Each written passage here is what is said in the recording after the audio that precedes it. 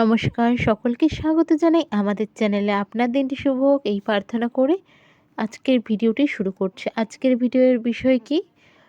Pregnancy, মাতৃত্ব। এই যে সামনে শিবরাত্রি, এই শিবরাত্রির শুভ লগ্নকে কাজে লাগিয়ে বা শুভ তিথিকে কাজে লাগিয়ে যারা বহুদিন ধরে চেষ্টা করছিলেন সন্তানের জন্য, তারা নিশ্চয়ই একটি খুব ভালো ফল পেতে পারেন। 100% গ্যারান্টি দিয়ে বলছি যে খুব ভালো পজিটিভ রেজাল্ট এই রেমেডি দিয়ে আপনারা পেতে পারেন। তো কী করতে হবে চলুন জেনে নেওয়া যাক।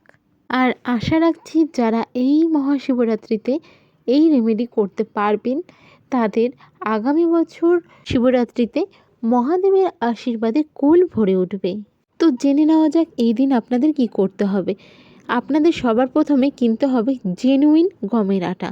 মিক্সড কোনো কিছু দিয়ে চলবে না, তাই খুব সাবধান। কোনো ব্র্যান্ডেড কোম্পানির হোক বা কোনো নর্মাল দোকান হোক, যেখানে আপনারা ট্রাস্টেড যে এখানে গমেরই আটা পাওয়া যায়, মিক্স কিছু পাওয়া যাবে না, সেরকম দোকান থেকে কিছুটা আটা কিনে নিন।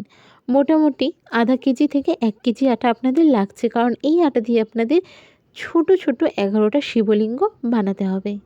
এবার কি করতে হবে? এটি করবেন দ্বিতীয় দিন সোমবার। সকালবেলা ঘুম থেকে উঠে কোনো একটি পিতলের পাত্রে আটাটিকে নিয়ে নর্মাল জল, যেটা সেরকম জল দিয়ে খুব শক্ত করে মাখবেন এবং ছোট ছোট শিবলিঙ্গের আকারে 11টি শিবলিঙ্গ তৈরি করবেন।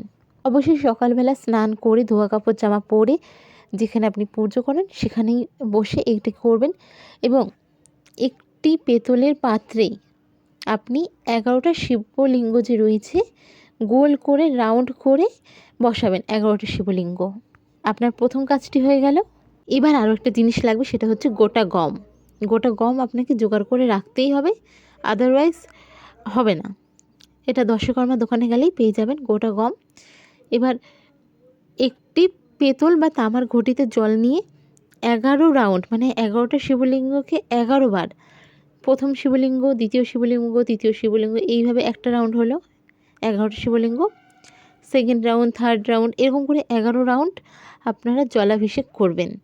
জলাভিষেক করার পর সেখানে বেলপাতা, 11টা শিবলিঙ্গে 11টা বেলপাতা, ধুতরা ফুল, যদি সম্ভব না হয় একটি ধুতরা ফুল বা 11টি ধুতরা ফুল, একটু একটু করে সব কটা শিবলিঙ্গে গম 3টে 4টে করে অর্পণ করবেন এবং তারপর নিজের মনের ইচ্ছা জানাবেন। এক্ষেত্রে মনের ইচ্ছে কিন্তু একটাই হবে, যে সন্তান প্রাপ্তি।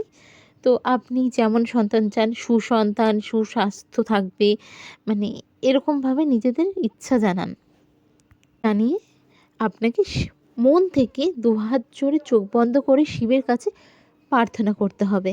এইখানেই হলো সবথেকে বড় বিষয়, যে জিনিসটা আপনারা করতে পারবেন না। এখানে কিন্তু কোনো রকম সন্দেহ রেখে রেমেডি করতে পারবে না। 1 ফোঁটা সন্দেহ কিন্তু রেজাল্ট দেবে না। মনে পুরো বিশ্বাস রেখে করুন।